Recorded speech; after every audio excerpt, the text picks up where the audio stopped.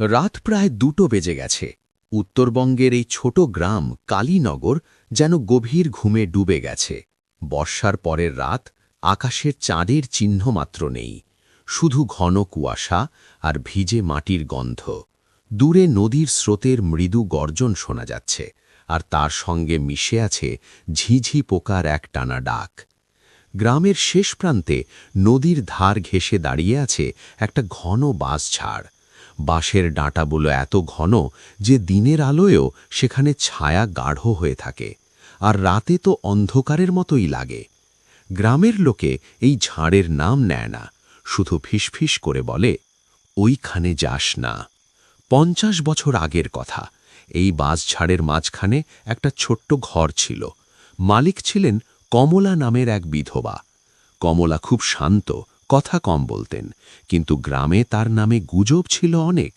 কেউ বলতো রাতে তিনি নদীতে নেমে কি যেন করে, কেউ বলতো নদীর দেবতার সঙ্গে কথা বলেন, আর কেউ কেউ ফিসফিস করে বলতো কমলা আসলে পেতনি, অসম্পূর্ণ ইচ্ছা নিয়ে মরেছেন।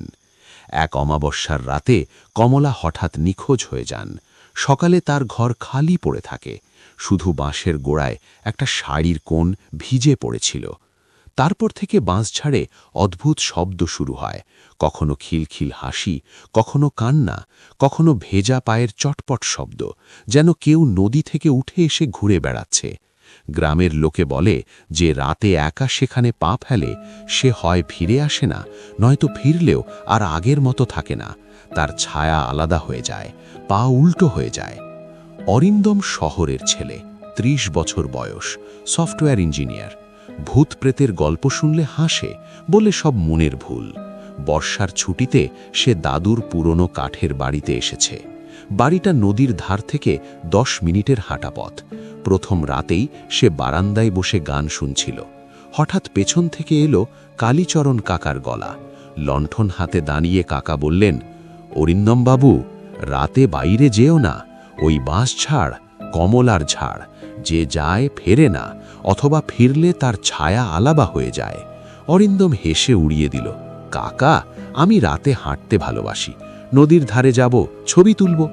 কাকা চুপ করে রইলেন, শুধু বললেন, যদি যাও পেছনে তাকিও না, খিলখিল শুনলে দৌড়ে চলে এসো, আর কেউ তোমার নাম ডাকলে উত্তর দিও না। রাত 2টো পেরিয়ে গেছে। অরিন্দম ফোন আর টর্চ নিয়ে বেরিয়ে পড়ল। পথটা সরু, দুপাশে ধানক্ষেত, তারপর বাঁশঝাড় শুরু। প্রথমে সব ঠিকঠাক লাগছিল, শুধু বাতাসে বাঁশের ডাঁটা ঘষার কড়কড় শব্দ। কিন্তু কিছু দূর যাওয়ার পর পেছনে যেন কিছু একটা হাঁটছে, ভেজা পায়ের চটপট শব্দ। অরিন্দম থামল, শব্দও থেমে গেল। সে নিজেকে বলল, বাতাসের শব্দ, আর কিছু না। আবার হাঁটতে শুরু করল, কিন্তু এবার শব্দটা আরও কাছে এলো, যেন তার পেছনেই কেউ হাঁটছে। ঘুরে তাকালো, কিছু নেই, শুধু ঘন কুয়াশা আর টর্চের আলো ছড়িয়ে যাচ্ছে।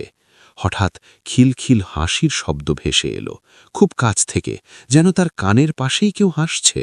অরিন্দমের গলা শুকিয়ে গেল। সে ফোন তুলে ছবি তুলতে চাইল, ফ্ল্যাশ অন করে ক্লিক করল। স্ক্রিনে দেখল তার ছবি, কিন্তু পেছনে একটা অস্পষ্ট লম্বা ছায়া, পা উল্টো দিকে মোড়ানো। চমকে উঠে আবার ছবি তুলল, এবার ছায়াটা আরও কাছে। কানের কাছে মৃদু ফিসফিস এলো, অরিন্দম, তার নাম। কণ্ঠটা মিষ্টি কিন্তু ঠান্ডা। সে পিছিয়ে গেল, দৌড়াতে শুরু করল, কিন্তু পথটা যেন ঘুরে যাচ্ছে। একই বাঁশের গোড়া, একই খোলা জায়গা, বারবার একই স্থানে ফিরে আসছে। ফিসফিসটা আবার শোনা গেল, আমার সঙ্গে থাক অরিন্দম, আমি একা, অনেক দিন। অরিন্দম চিৎকার করে উঠল, কে তুমি? হাসির শব্দ ফিরে এলো, কমলা, আমি কমলা, নদীতে ডুবে গিয়েছিলাম, কিন্তু ফিরে এসেছি তোমাকে নিতে। ভয়ে তার চোখে জল এসে গেল। সে আরও জোরে দৌড়ালো। হঠাৎ দূর থেকে একটা আলো দেখা গেল, লণ্ঠন, কালীচরণ কাকা। অরিন্দম, অরিন্দম বাবু। অরিন্দম সেই দিকে ছুটে গেল, কাকার হাত ধরে ফেলল। কাকা তাকে জড়িয়ে ধরে বললেন, চুপ করো, চলে এসো, আজ রাতে ফিরে এসেছ, আর কখনো যেও না। তারা ফিরে এলো বাড়িতে। অরিন্দমের হাত পা ঠান্ডা, কিন্তু সে জীবিত। সকাল হলে সে ফোন খুলে ছবিগুলো দেখল, সব ছবি খালি, শুধু একটাতে তার পেছনে অস্পষ্ট ছায়া, পা উল্টো পায়ে মোড়ানো। অরিন্দম ফোন বন্ধ করে দিল, জানলা দিয়ে বাইরে তাকালো। বাঁশঝাড় তার দূরে দাঁড়িয়ে, বাতাসে কড়কড় শব্দ হচ্ছে। সে জানে সে ফিরে এসেছে, কিন্তু কিছু একটা তার সঙ্গে এসেছে। রাতে যখন একা থাকবে, খিলখিল শুনবে, ফিসফিস শুনবে, অরিন্দম। কিন্তু আজকের মতো সে বেঁচে ফিরেছে। আর তুমি, যদি কোনো রাতে নদীর ধারে বাঁশঝাড়ের কাছে দাঁড়াও আর পেছনে চটপট শব্দ শোনো, তুমি কি ফিরতে পারবে, নাকি তোমার ছায়াটা উল্টো পায়ে আলাদা হেঁটে যাবে? গল্পটি ভালো লাগলে লাইক দিতে ভুলবেন না। আপনার বন্ধুদের সাথে শেয়ার করুন, আর এরকম আরও রোমাঞ্চকর গল্পের জন্য এখনই সাবস্ক্রাইব করুন।